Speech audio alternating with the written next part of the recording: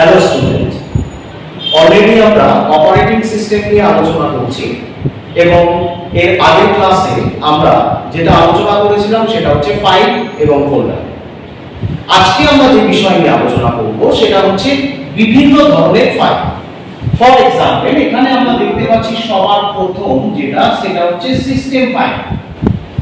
কোন operating system সঠিকভাবে বুট করার জন্য বা অপারেটিং সিস্টেমের মাধ্যমে কম্পিউটারকে পরিচালনা করার জন্য নির্দিষ্ট কিছু ফাইল থাকে, যে ফাইলগুলো না থাকলে অপারেটিং সিস্টেম কিন্তু দ্বারা বুটিং হবে না বা আমরা কোনো কাজ করতে পারবো না।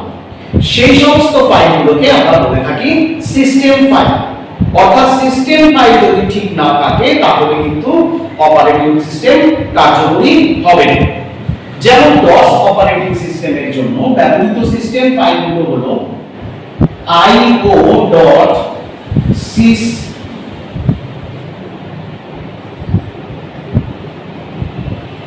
config.sys এবং command.com।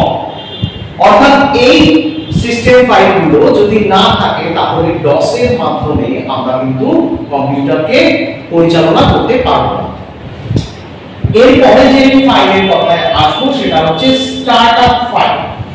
স্টার্টআপ ফাইল হচ্ছে কম্পিউটারকে স্টার্ট করার জন্য পরপর পদ্ধতিগুলো এক্সিকিউট করার জন্য যে ফাইলের প্রয়োজন হয় তাকে আমরা বলে থাকি স্টার্টআপ ফাইল। নেক্সট আসছে config.sys ফাইল। config.sys হচ্ছে DOS এ ব্যবহৃত একটি সিস্টেম ফাইল।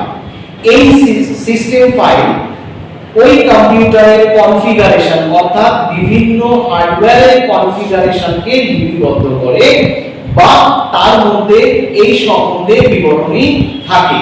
অর্থাৎ হার্ডওয়্যার সংক্রান্ত বিবরণী আমরা config.sys ফাইল থেকে পেতে পারি বা কন্ট্রোল হয়ে থাকে।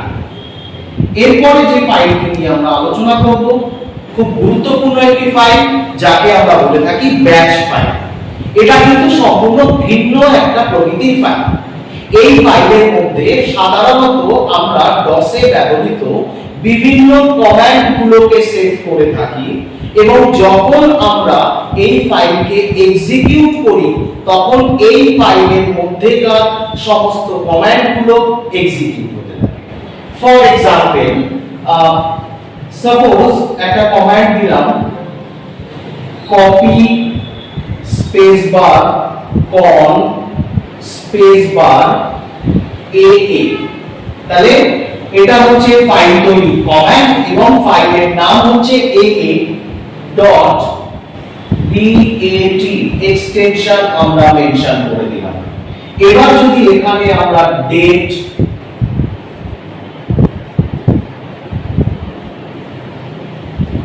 টাইম দিয়ে ফাইলটাকে আমরা সেভ করে দিলাম। তো এরপরে যদি আমরা এই aa.bat এই ফাইলটাকে রান করি তাহলে ডেট এবং টাইম এই দুটো কিন্তু শো করবে। এটাই হচ্ছে ব্যাচ ফাইল এবং এই পদ্ধতিটাকে ব্যাচ প্রসেসিং বলা হয়। এরপরে আমরা যে ফাইল নিয়ে আলোচনা করব সেটা হচ্ছে autoexe.bat file. What is autoexe.bat file? এই ফাইলের মধ্যে আমরা কি পেয়ে থাকি যে এই ফাইলের মাধ্যমে বুটিং কার্য সম্পন্ন হয়।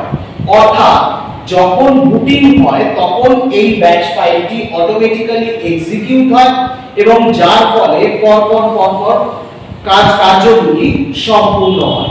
অর্থাৎ এই ফাইলের মাধ্যমে বুটিং কার্য সম্পূর্ণ হয়ে থাকে। আজকে আমরা এই পর্যন্তই আলোচনা করব, যেখানে আমরা বিভিন্ন ফাইলের সম্বন্ধে খানিকটা ধারণা পেলাম। Thank you so much.